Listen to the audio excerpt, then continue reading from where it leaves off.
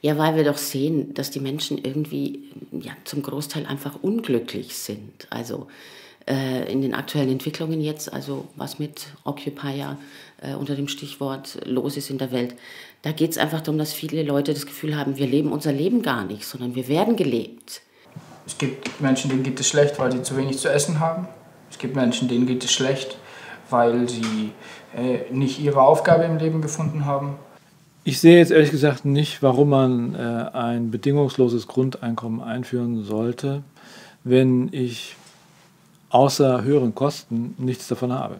Es gibt aus meiner Sicht eine ganze Menge von Gründen. Zum einen, dass sich die Gesellschaft heftig verändert hat, dass die Erwerbsbiografien anders sind als früher, dass es viele Leute gibt, die eine Chance brauchen und auch wollen, sich selbstständig zu machen, dass es viele Projekte gibt, von denen wir wissen, dass sie notwendig, sinnvoll wären, dass sie aber niemals gestemmt werden können, wenn man von vornherein seinen kompletten Lebensunterhalt damit verdienen muss. Ich glaube, dass das Grundeinkommen tatsächlich eine Antwort ist auf die Entwicklung, dass viele nicht mehr von Erwerbsarbeit leben können. Von daher denke ich, dass die Leute sich jetzt mehr Gedanken darüber machen, ob es nicht alternative Modelle des Erwerbs gibt, als das, wie es im Moment ist. Aber eigentlich, dass im Moment die finanzpolitische Weltlage doch nach neuen Alternativen schreit nachgerade. Nicht, dass das auf der Tagesordnung wäre, aber wir könnten es ja draufsetzen.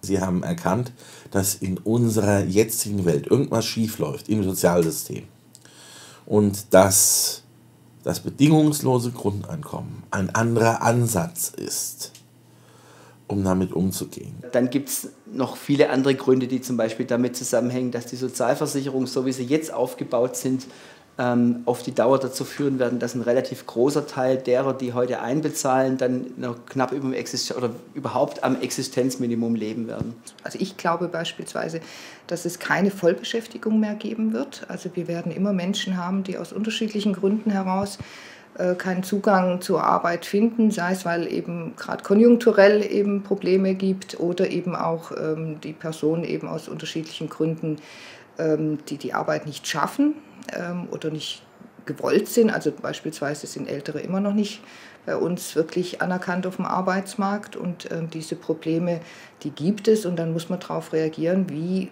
kriegt man das eben hin, dass die Menschen dennoch in Würde leben können, ohne dass es eine riesen Bürokratie gibt, ohne dass sie ausgegrenzt werden.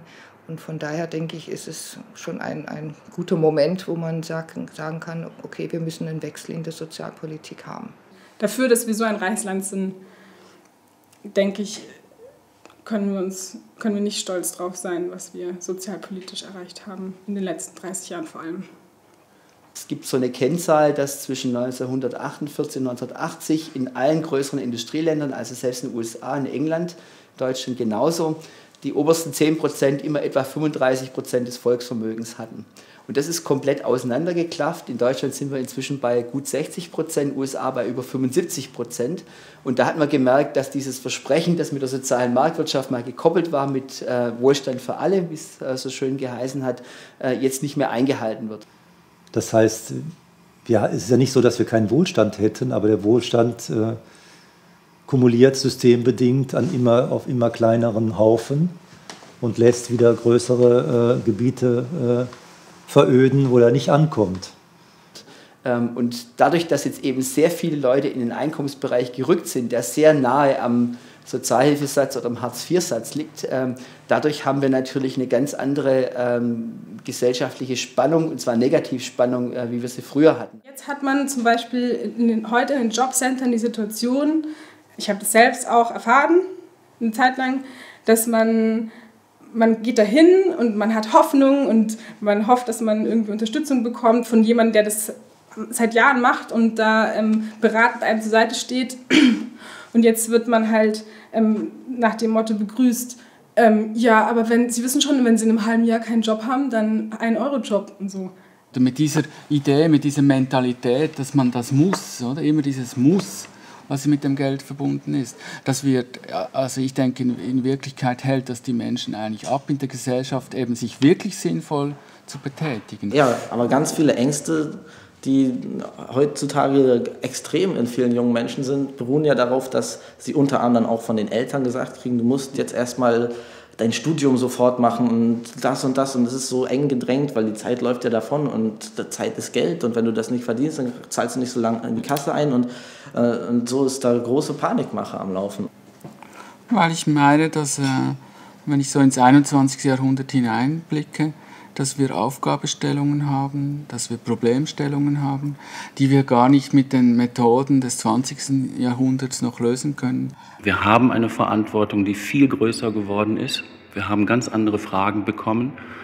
Und technische Entwicklung nimmt uns so vieles ab, was früher Existenz bedeutete, dass wir einfach uns nicht weiter verstellen dürfen vor dem, dass Existenz jetzt was anderes bedeutet. Und die Fragen sind anders geworden und die Aufgaben sind anders. Wir müssen weder ein Grundeinkommen einführen, würde ich sagen, noch müssen wir uns verändern. Aber wir sind in der bezaubernden und großartigen Situation, dass wir uns überlegen können, ob wir eines einführen wollen. Ich denke, im 21. Jahrhundert stellen sich eben Probleme, die man nur noch lösen kann, wenn man selber denkt. Und das bedingungslose Grundeinkommen ist so ein Schrittchen dazu, ein Helfer, mehr in dieses eigene Denken zu kommen.